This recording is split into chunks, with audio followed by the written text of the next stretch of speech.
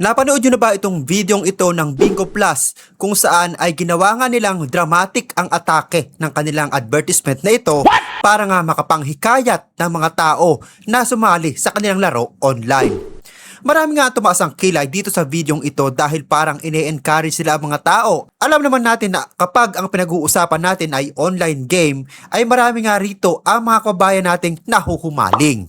At kung gaano nga kadrama at ginawa nga nilang napaka-convincing nitong kanilang advertisement na ito at isinali pa nga nilang iba't ibang mukha ng mga Pilipino, panoorin natin ang videong ito. Hatid ng Bingo Plus, mga panalong diskarte.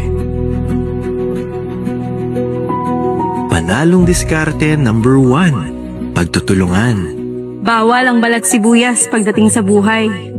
Laban kung laban dapat, walang susuko. Kaya para makatulong sa gastusin sa bahay, nagbabalat ako ng sibuyas. Kaya nung nabigyan kami ng chance, hindi na namin pinalampas yung pagkakataon. Sa tulong ng aking napanalunan sa Bingo Plus, ilakad namin lahat ng papeles ng asawa ko papuntang ibang bansa. Sa awa ng Diyos, patutuloy na ang paglipad niya papuntang Guam.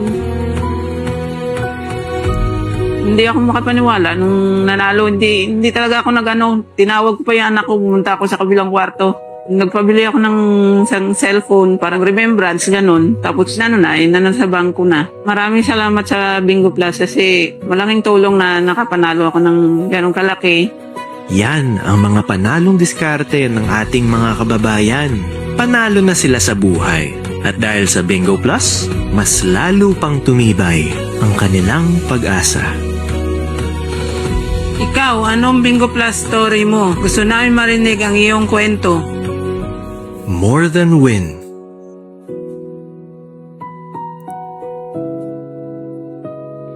Bingo Plus.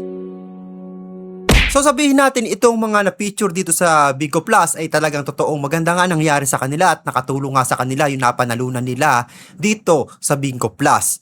Pero syempre sa likod nga ng advertisement na ito ay maraming ang Pilipino ang siguradong natalo na dito sa larong ito.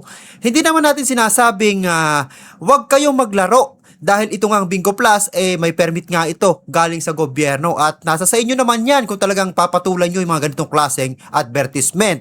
At nasa inyo rin yan kung magpapakalulong kayo sa mga online games. Ang sa atin lamang sana ay i-consider nyo at wag nyong gawing pinakang main reason ang paglalaro ng bagay na ito para lamang makaahon tayo sa kahirapan. Marami nga sa ating mga kababayan ang talaga namang desperado na at hindi na nga nila alam kung ano ang kanilang gagawin para lamang makaahon sa hirap. At karamihan nga sa ating mga kababayan ay talagang natatrap na nga sa ganitong klaseng bisyo. Sana naman sa ating mga kababayan ay gawin nating libangan lamang ito at hindi talagang bisyo. Dahil alam natin na talagang maraming nasisirang pamilya dahil lamang sa paglalaro ng mga online game. At kung nagustuhan nyo ang videong ito at bago ka pa lamang dito sa aking YouTube channel, ay ini-invite kita mag-subscribe at pahit na rin ang notification bell para lagi kang updated sa mga viral video at balitang OFW na ina-upload natin dito sa ating YouTube channel. Maraming salamat sa iyong panonood.